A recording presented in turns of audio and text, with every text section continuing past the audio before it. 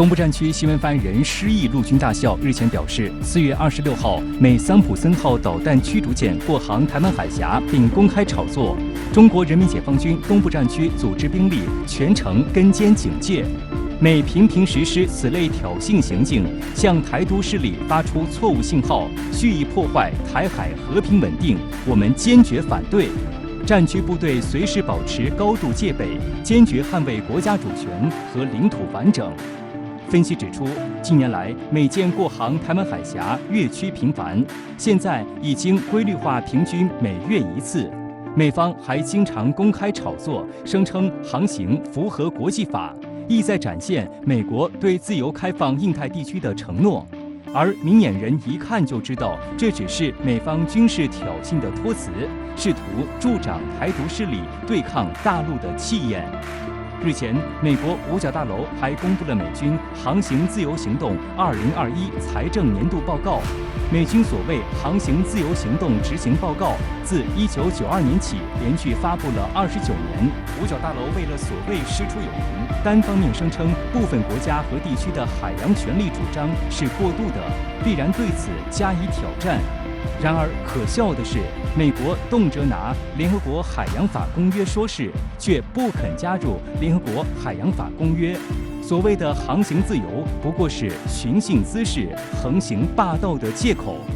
根据五角大楼公布的报告显示，美军于2020年10月至2021年9月间，累计在全球26个国家和地区进行所谓航行自由行动37次，其中与中国相关的最多，涉及中国大陆5次，台湾地区1次。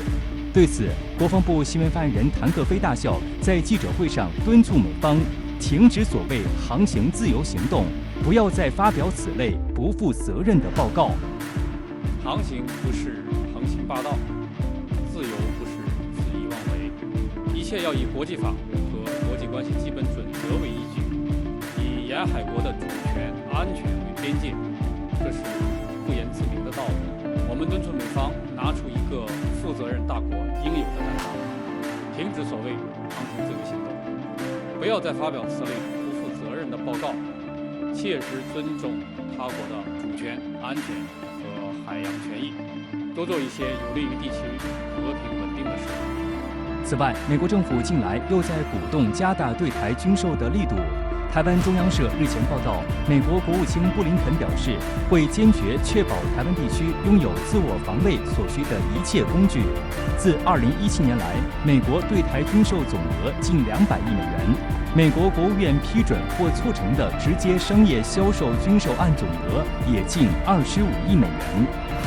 还是想要钱，就是说管台湾当局要保护费啊！台湾当局既然以武拒统，现在又只能去依靠美国，那美国就实在不断的去经常以这种所谓的提升它所谓不对称战力去加码台湾当局，让他去购买美国的武器，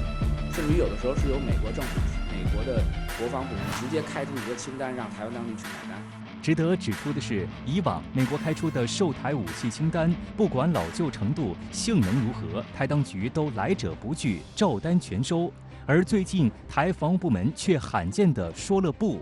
台防务部门对外表示，计划对美国的军购提出4不，也就是不购买长程预警雷达，不继续购买阿帕奇武装直升机，不购买美军退役军舰，以及不购买黑鹰直升机。不过，评论员秦真指出，虽然台当局现在钱已经花得很紧了，在压力之下，他可能还是要硬着头皮去买。